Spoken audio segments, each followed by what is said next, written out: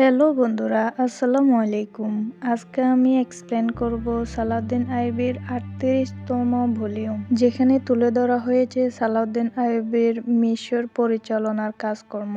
তো আমরা শুরুতে উইলিয়ামকে দেখি, সে কিছু একটা ভাবতেছে, আর এদিকে দেখি শিরকুর কবর পাড়ে সবাই দোয়া করতেছে তার জন্য। আমির শিরকু ছিল একজন দক্ষ সৈনিক, শত্রুরা তার নাম শুনলে ভয়ে কাঁপত।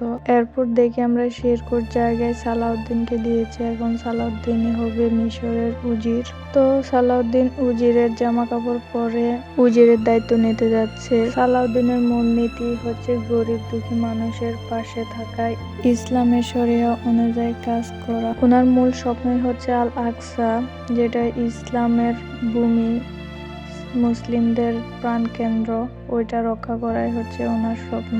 তো যাই হোক, এরপর আমরা কুদুস দেখতে পাই। এখানে কুদুসের সম্রাট একটা চিঠি পড়তেছে। এরপর আমাদেরকে দামেস্ক দেখানো হয়, যেখানে আমির শিরকুর ব্যাপারে সুলতান জেঙ্গি কথা বলতেছে ওনার শহীদ হওয়ার ব্যাপারে। এরপর আমাদেরকে আবার মিশর দেখানো হয়, যেখানে আমির সালাউদ্দিন সবাইকে নিজ নিজ দায়িত্ব বুঝিয়ে দিচ্ছেন।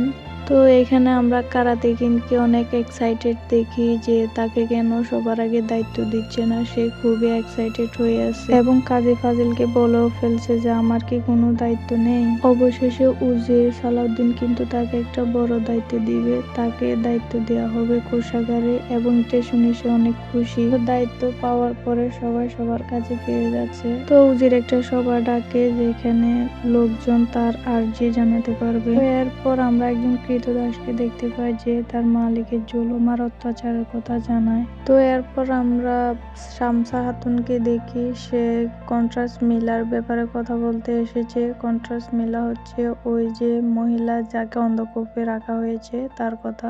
এরপর আমরা নুরউদ্দিন জেঙ্গিকে দেখতে পাই, উনি আলোচনা করতেছে মিশরের পরে এখন কোন দিকে অগ্রসর হওয়া যায় এই ব্যাপারে দুইজন মিলে কথা বলতেছে। এরপর আমরা দেখতে পাই বেলিয়ন আর প্রিন্সেসকে। প্রিন্সেস বেলিয়নকে বলতেছে কোনোভাবে যেন ইভিলিন না ছাড়েও। এরপর আমরা লর্ড গাইকে দেখি, সম্রাটের সাথে ইভিলিন নিয়ে আলোচনা করতেছে এবং ইভিলিন যেন চ্যাটালিয়ানকে দেয়, কিন্তু উইলিয়াম আবার এটাতে বাধা দেয়। এরপর আমরা দেখতে পাই রাজপুত্র প্রশিক্ষণ নিতেছে এবং বেলিয়াম গিয়ে কথা বলতেছে। তখনই ওখানে গিয়ে চ্যাটালিয়ান উপস্থিত হয় এবং চ্যাটালিয়ান আর বেলিয়ামের মধ্যে একটু হালকা করে ঝগড়া লাগে। তো তখনই সেখানে লর্ড গাই চলে আসে। লর্ড গাই এসে বলে, চ্যাটালিয়ান এসব বন্ধ করো এবং তুমি ইভিলিয়ান নিয়ে চিন্তা করো, কারণ এখন ইভিলিয়ান তোমার। এটা শুনে তো বেলিয়াম অনেক রেগে যায়, কারণ ইভিলিয়ানের উত্তরাধিকারী হচ্ছে বেলিয়াম। এরপর আমাদেরকে ওই আক্ষেপ দেখানো হয়, যেখানে কৃতদাসদের ন্যায্য মূল্য দেওয়া হয় না এবং অনেক অত্যাচার করা হয় ওই জায়গাটা। তখনই একজন সৈন্য এসে বলে যে কৃতদাসদের মধ্যে কেউ গিয়ে উজিরের কাছে অভিযোগ করেছে। এটা শুনে তো ওই লোক পুরো পাগল হয়ে গেছে, সবাইকে মারতে শুরু করে। এরপর আমাদেরকে কন্ট্রাস্ট মিলাকে দেখানো হয়, যার কাছে সালাউদ্দিন আইয়ুবী আসছে এবং এসে বলতেছে যে তোমার স্বামী একজন ভুল লোক ছিল, সেজন্য আমি তাকে হত্যা করেছি। এখন যেহেতু মিশরের আইন তোমাকে নির্বাসিত করেছে মিশর থেকে, তো তুমি চলে যাও। এরপর আমরা দেখি কাজী ফাজিল আসে এবং কিছু একটা বলে, তাই সালাউদ্দিন দ্রুত বের হয়ে যায়। এরপর আমাদেরকে আবার কুদুস দেখানো হয়, যেখানে বেলিয়াম একদম রেগেমেগে সম্রাটের কাছে আসতেছে এবং আসে বলে যে ইভিলিনের উত্তরাধিকারী আমি, আপনি আমাকে না দিয়ে চ্যাটালিয়ানকে কেন দিয়েছেন। এটা শুনে সম্রাট একদম রেগে যায়, বলে যে তুমি সম্রাটের মুখের উপর কথা বলতেছো এসে হেন তেন। তখন তাকে অন্ধকূপে পাঠানোর জন্য সৈন্য দিয়ে অন্ধকূপে পাঠাইতে চায়। তখনই সম্রাটের মেয়ে এসে বাধা দেয় এবং তাকে ছেড়ে দিতে বলে। তখন সম্রাট বলে, এটাই বেলিয়ামের শেষ সুযোগ, তুমি এ রাজ্য ছেড়ে ইউরোপে চলে যাবা। এরপর আমাদেরকে আক্ষেপ দেখানো হয় কৃতদাসকে মারতেছে। ঠিক তখনই সেখানে উজির সালাউদ্দিন এসে হাজির হয় এবং ওই লোকটিকে অনেক কথা শোনায়। তারপর লোকটি বলে যে আপনি এখনো জানেন না এ রাজ্য কার। এটা বলে অনেক কথা কাটাকাটি হয় তাদের মধ্যে। এরপর এক পর্যায়ে সালাউদ্দিন রেগে ওর গলায় কেটে দেয় এবং লোকটির সৈন্যদের বন্দি করে, আর যারা আহত ছিল তাদেরকে হেফাজত করতে বলে। এরপর আমাদেরকে আবার কুদুস দেখানো হয়। এখানে লর্ড গাই আর চ্যাটেলিয়ান কিছু নিয়ে আলোচনা করতেছে। এরপর আমাদেরকে আবার দামেস্ক দেখানো হয়। এখানে আমির ইয়ারুকি সালাউদ্দিনের বিরুদ্ধে কথা বলতেছে। এটা দেখে সুলতান বলতেছে, সালাউদ্দিনকে আমি বড় করেছি, আমি বুঝবো, তোমার কাজ তুমি করো। এরপর আমাদেরকে আবার মিশর দেখানো হয়। এখানে যে জাফর ছিল সে একজন গুরুত্বপূর্ণ ব্যক্তি হয়ে গেছে খলিফা হজরুদ্দিনের, কিন্তু ও ছিল একজন বিশ্বাসঘাতক মিশরের। কাজী ফাজিল তো তাকে দেখে একদম অবাক হয়ে যায় এবং বলে যে এই বিশ্বাসঘাতক এখানে কেন, দয়া করে তাকে মিশরের আইনের হাতে তুলে দেন। এটা শুনে তো খলিফা হজরুদ্দিন একদম রেগে মেগে একাকার হয়ে যায় যে আমার কথার উপর কথা বলতেছে, এত বড় সাহস তোমার, এই সে হেনতেন। এরপর আমরা বেলিয়ামকে দেখি, সে সম্রাটের কথা অনুযায়ী কুদুস ছেড়ে চলে আসছে। এরপর আমরা দেখি সালাউদ্দিনের কাছে একটা চিঠি এসেছে এবং এটা হচ্ছে নুরুদ্দিন জেঙ্গি পাঠিয়েছে এবং বলছে অবিলম্বে যেন কন্ট্রাস মিলাকে দামেস্কে প্রেরণ করে। এরপর আমরা দেখি কন্ট্রাস মিলাকে মিশরের আইন অনুযায়ী মিশর থেকে বের করে দেওয়ার জন্য বাইরে নিয়ে আসতেছে, কিন্তু কন্ট্রাস মিলা ভয় পাইতেছে জনগণকে, কারণ জনগণ তার উপর পাথর ছুঁড়ে মারতেছিল। তখনই আমাদেরকে তার ছোটবেলার একটা সিন দেখানো হয় যেখানে তার খালাকে এভাবে পাথর মেরে জনগণ মেরে ফেলতেছে। এরপর আমরা দেখি সালাউদ্দিন আইবি এসে সবাইকে থামিয়ে তার 2 জন সৈন্যকে দিয়ে বলতেছে যে ওনাকে মিশরের বাইরে বের করে দিয়ে আসার জন্য। তখন কন্ট্রাস মিলা বলতেছে যে যাকে আমি মারার উদ্দেশ্য করে এখানে আসছি সেই আমাকে আজকে বাঁচালো, এটাই হয়তো নিয়তি। এরপর আমরা দেখি শামসা খাতুন এখান থেকে রাগ করে চলে যাচ্ছে। এরপর আমাদেরকে দামেস্ক দেখানো হয়। এখানে সুলতান নুরুদ্দিন জেঙ্গি ইয়ারুকির ব্যাপারে কথা বলতেছে ও একটু লোভী হয়ে গেছে। এরপর আমাদেরকে ইবেলিন দেখানো হয় যেখানে একজন সৈন্য তলোয়ার পিটাইতেছে এবং তার কাছে 2 জন লোক আসে। সেখানে একজন ছিল বেলিয়াম, সে কিন্তু কোথাও যায় নাই, সে ইবেলিন রক্ষা করতে এবং নিজের অধিকার আদায় করতে এখানেই থেকে যায়। এরপর আমরা দেখি চ্যাটেলিয়ান অপেক্ষা করতেছে এবং তার সৈন্যকে বলে যে একটা আপেল দিতে। সে আসলে কন্ট্রাস মিলাকে নিয়ে যাওয়ার জন্য আসে এখানে। আর তখনই সালাউদ্দিনের সৈন্যরা কন্ট্রাস মিলাকে নিয়ে এখানে আসে। সালাউদ্দিনের সৈন্য উরুফ আলীকে দেখে তো চ্যাটেলিয়ানের মাথা গরম হয়ে যায়, কারণ চ্যাটেলিয়ানের একজন সৈন্যকে উরুফ আলী হত্যা করে। যখনই চ্যাটেলিয়ান আক্রমণাত্মক হয়ে যাচ্ছে তখনই কন্ট্রাস মিলা বলে এখানে সময় নষ্ট করার কোনো দরকার নাই, চলো। এরপর আমরা সুলতান নুরুদ্দিনকে দেখতে পাই যে সে রেগে মেগে একাকার একটা চিঠি পড়ে, কারণ কন্ট্রাস মিলাকে এখানে না পাঠিয়ে সালাউদ্দিন ছেড়ে দিয়েছে। এরপর সালাউদ্দিনের কাছে খবর আসে যে বেলিয়াম লোক জোগাড় করতেছে ইবেলিন জয় করার জন্য। তো সালাউদ্দিন বলতেছে যে এটা তো একা একা পারবে না।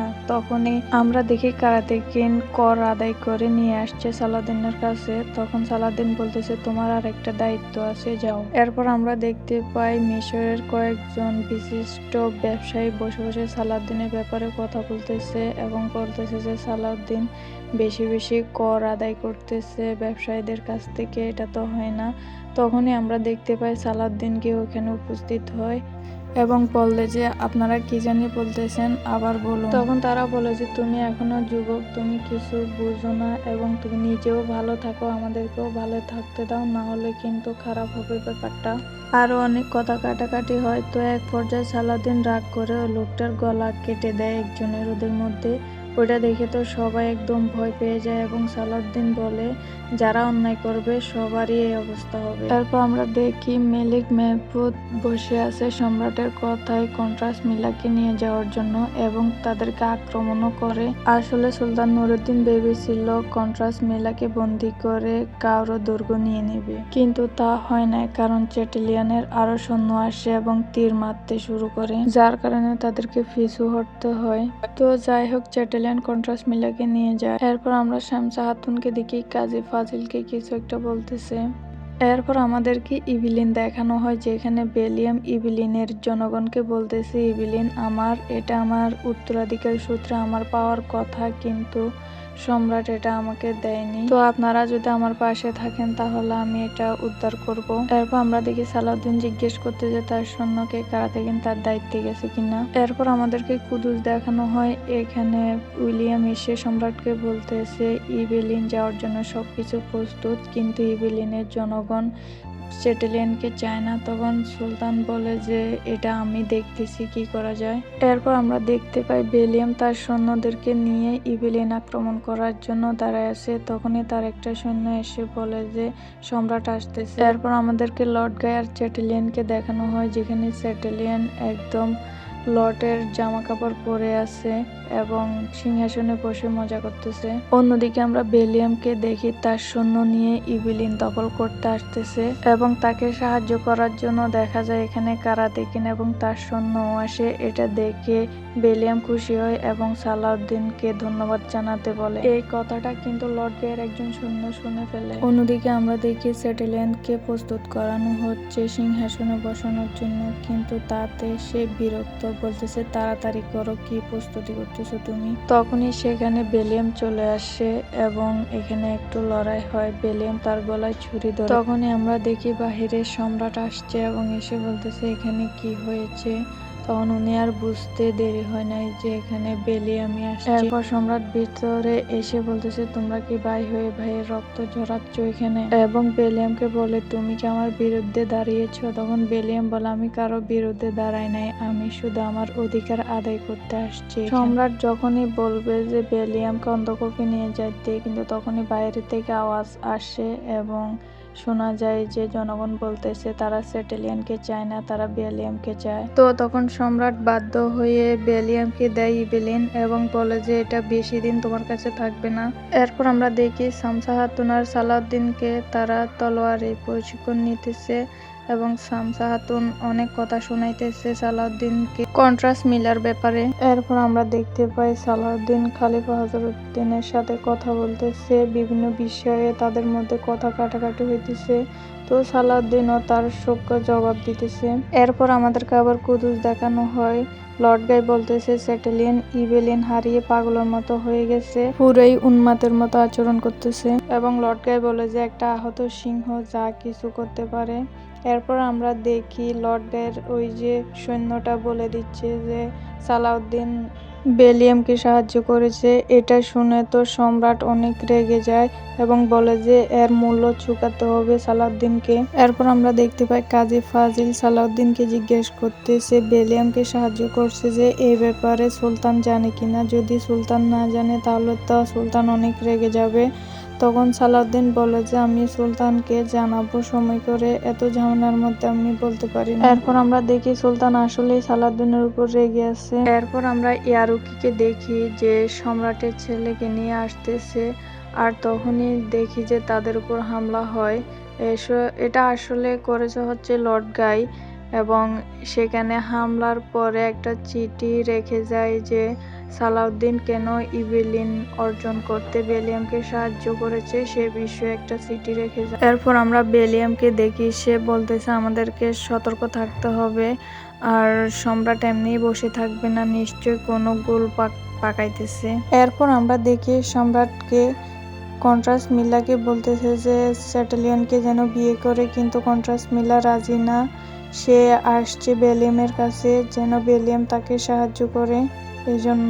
এরপর আমরা দেখি নুরউদ্দিন চিঠি পাঠিয়েছে সালাউদ্দিনের কাছে এবং লেখা আছে চিঠি পাওয়ার সাথে সাথে যেন সে নুরউদ্দিনের সাথে দেখা করতে যায়, অর্থাৎ সম্রাটের সাথে দেখা করতে যায়। এরপর আমরা দেখি বেলিয়াম সালাউদ্দিনের কাছে খবর পাঠায় যেন জরুরি দেখা করে। এরপর আমরা চ্যাটেলিয়ানকে দেখি, সে অনেক খুশি কারণ সম্রাট কন্ট্রাস্ট মিলাকে তার সাথে বিয়ে দিচ্ছে এবং কেওরান তাকে দিচ্ছে, সেজন্য সে অনেক খুশি। এরপর আমরা একটা সারখানা দেখি যেখানে সালাউদ্দিন আসছে এবং সেখানে বেলিয়াম আর কন্ট্রাস্ট মিলাও আসছে এবং কন্ট্রাস্ট মিলা সালাউদ্দিনকে বলে যে তাকে সাহায্য করতে, কারণ চ্যাটেলিয়ানের সাথে তার বিয়ে হলে সবারই কিন্তু ক্ষতি হবে, কারণ চ্যাটেলিয়ান একজন খারাপ মানুষ। এরপর আমরা দেখি নুরউদ্দিন সালাউদ্দিনের জন্য অপেক্ষা করতেছে এবং কিছুক্ষণ অপেক্ষা করে পরে ইয়ারুকিকে বলতেছে যে ইয়ারুকি তুমি গিয়ে সালাউদ্দিনকে যেখানে পাও ওখান থেকে ধরে নিয়ে আসো। এরপর আমরা দেখতে পাই সালাউদ্দিন প্ল্যান করতেছে চ্যাটেলিয়ানকে বাধা দেওয়ার জন্য কেরো দুর্গে যাবে। অন্যদিকে চ্যাটেলিয়ানকে দেখি লর্ড গাইয়ের সাথে যাচ্ছে কেরো দুর্গে। চ্যাটেলিয়ান কিন্তু এখানে একটা বুদ্ধি খাটায়, সে কিন্তু কন্ট্রাস্ট মিলার বলা পথে যায় না, সে অন্য পথে যায়। এরপর আমরা দেখতে পাই সালাউদ্দিন আসতেছে তার সৈন্য নিয়ে, আর চ্যাটেলিয়ান আর লর্ড গাই অন্যদিকে অন্য পথে চলে যাচ্ছে। আমরা এখানে দেখি চ্যাটেলিয়ান কিন্তু অনেক এক্সাইটেড। এরপর আমরা দেখতে পাই সম্রাটের মেয়ে কন্ট্রাস্ট মিলাকে বলতেছে আমি খুবই দুঃখিত তোমার এমন পরিস্থিতির জন্য, আর কন্ট্রাস্ট মিলা ঈশ্বরের কাছে প্রার্থনা করতেছে যে সালাউদ্দিন যেন তাড়াতাড়ি আসে। এরপর আমরা দেখতে পাই আমির ইয়ারুকি সালাউদ্দিনের সামনে পড়ে এবং বলে যে তুমি এখানে আসছো ভালো হয়েছে, সুলতান তোমাকে যেতে বলেছে। সালাউদ্দিন তখন বলে যে হ্যাঁ আমি সুলতানের সাথে দেখা করব, কিন্তু তার আগে আমার একটা কাজ আছে। তখন আমির ইয়ারুকি বলে যে তুমি কোনো কাজে যেতে পারবা না, আগে সুলতানের সাথে তোমাকে দেখা করতে হবে। অন্যদিকে কন্ট্রাস্ট মিলা কিন্তু সালাউদ্দিনের উপর ভরসা করে বসে আছে। এখন কথা হচ্ছে সালাউদ্দিন কি পারবে কন্ট্রাস্ট মিলাকে বাঁচাতে। এই জায়গায় এসে ভলিউমটা শেষ হয়। তো আজকে এ পর্যন্ত, সবাই ভালো থাকবেন, সুস্থ থাকবেন, আল্লাহ হাফেজ।